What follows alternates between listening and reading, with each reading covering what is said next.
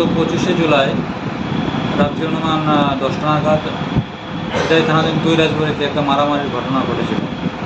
সেখানে ধানিয়েল দেববর্মা এবং কাথার দেববর্মা দুজনকে খুব ব্রুটালি মারা হয়েছিল।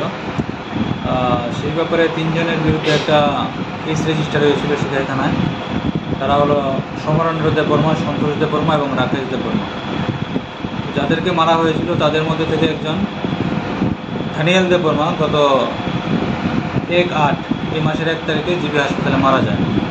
তো সেই ব্যাপারে আমরা একটা খুনের মামলা রেজিস্টার করি। তো সেই মামলায় যারা আসামি ছিল তারা পলাতক ছিল। তাদের মধ্যে 2 জনকে আজকে আমরা অ্যারেস্ট করেছি। তাদের নাম সমরেন্দ্র দেববর্মা এবং সন্তোষ দেববর্মা। তারা কি মূল অভিযুক্ত?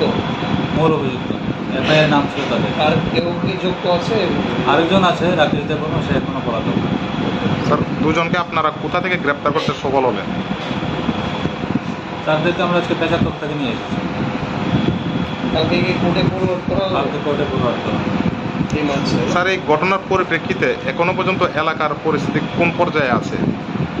যাদের ভিকটিম ফ্যামিলি তাদের মধ্যে একটা তারা খুবই ইমোশনাল হয়ে আছে। এটার জন্য এতদিন হয়ে গেছে আসামিটা গ্রেপ্তার হয়নি। আজকে আমরা 2 জনকে অ্যারেস্ট করতে পেরেছি এবং এই মেসেজটা তাদের পরিবারকে আমরা দেবো।